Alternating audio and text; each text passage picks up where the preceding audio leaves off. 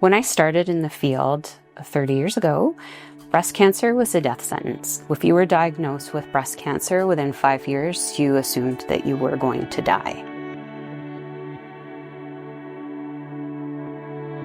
And today, with all of the screening that we have, breast cancer's nearly completely treatable. Very few people die now from breast cancer. My name's Cathy Risdale. I am the breast ultrasound clinical educator for MIC and also a sonographer. I've been working in this role for just over a year, but I've been a sonographer with MIC since 2017. I'm Jasmine Kehler. I'm the mammography modality coordinator, and I'm also an X-ray tech. I've been with MIC for around 4 years.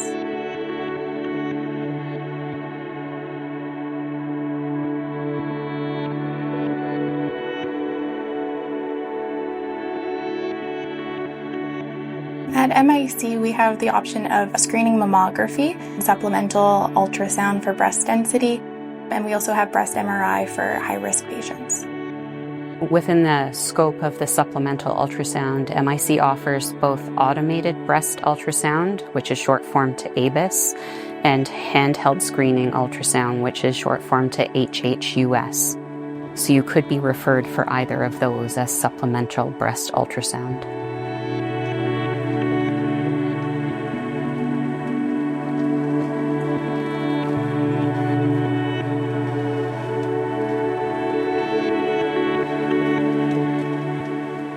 Breast cancer screening is important because it can help us to detect at an earlier stage before it's actually felt.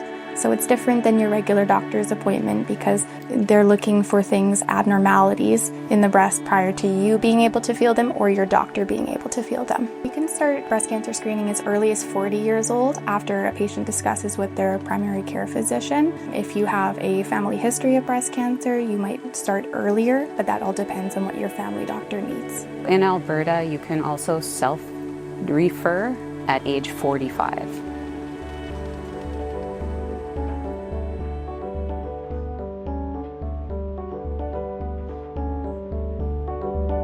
Mammography works by using X-rays to have a better look at the breast tissue. So we use a plastic paddle in order to compress the breast. After that compression, it's used to help disperse the breast tissue so that we can look through it better and our radiologist can look for any abnormalities.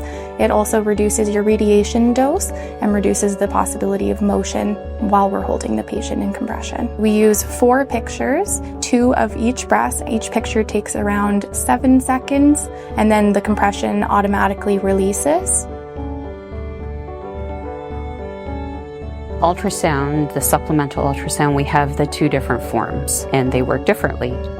ABIS, the automated breast ultrasound, is a large paddle, very similar to the mammography paddle that goes over the entire breast. We do have to compress a little bit as well. We get a much better image if we can spread those tissues apart. And then the difference is the acquisition time on an ABIS is much longer for each picture than mammography. So each picture takes a full minute where you have that paddle on, and then the paddle will release, and then we would set up for the next image.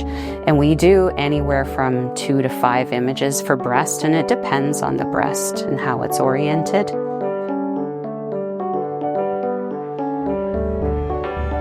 The handheld ultrasound screening will seem very much like an ultrasound you've had before of any other part. We use the same handheld device, but we scan systematically through the entire breast, and we go in multiple different directions. We apply pressure as we go, that again to spread out those tissues, and we screen that way. So the handheld screening is a much better option. In fact, it's the only option for people with pacemakers and glucose monitoring devices. And if you have a port for a central line, any of those would be a contraindication to having an ABIS. But then your handheld screening gets just as good a screening exam, but we can work around these devices. Something to keep in mind is if you have implants, the handheld screening ultrasound is probably your best option, but if you choose to have an ABIS, we use the minimal 1 level of compression.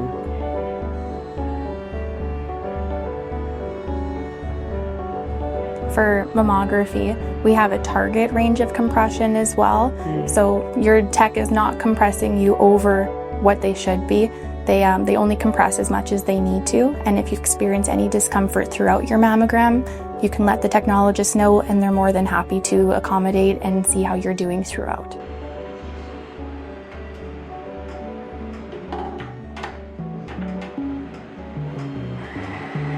And what would that be for? This one's for magnification use. Okay. Yeah. Oh. Put like a little paddle on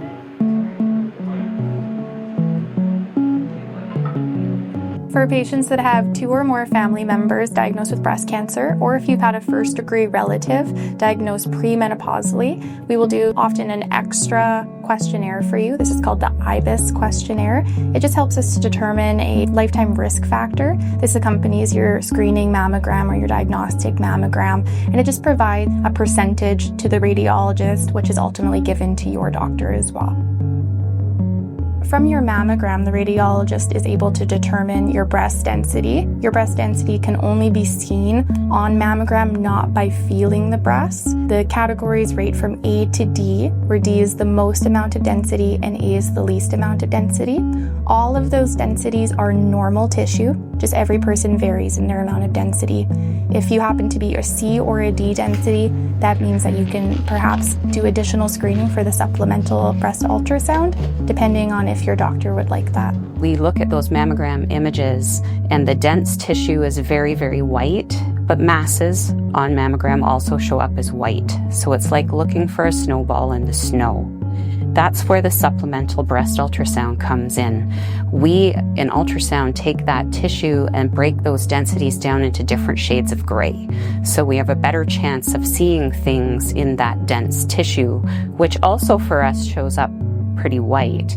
But for us, masses usually are dark gray. People that have dense breast tissue don't necessarily have a higher incidence of getting breast cancer, but they have a higher incidence of us not finding it as early, which is why screening for people with dense breast is even more important than the general public. Because in a fatty breast, you are much more likely to feel something. The other side of it is that breast cancers tend to develop in the glandular tissue, which is that dense tissue. So that's the area. If you have more of that, then of course you have more area for a breast cancer to form. So these things all come together into why somebody with dense breast tissue really needs to take screening seriously.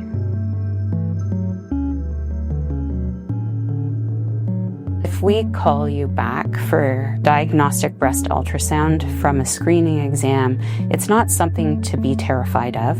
We call back a lot of people. And the reason is we get a much better look on a detailed ultrasound and can make a better decision on whether something needs a biopsy.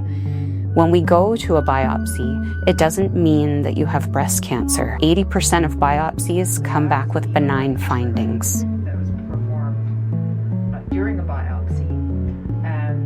There's been vast improvements in the radiation itself.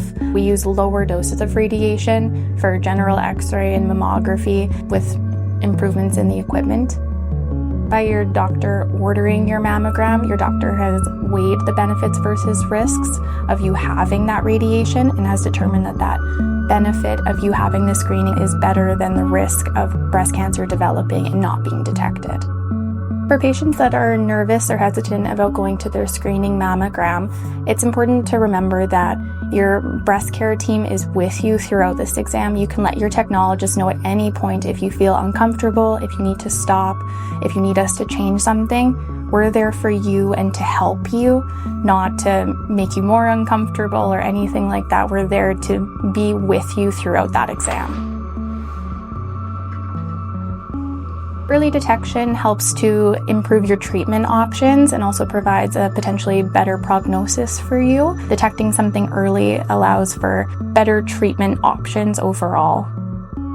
If there's anything I can leave with people, it's don't skip screening. Do your screening. Whatever the recommendation is for your age group, do your screening when they tell you you should.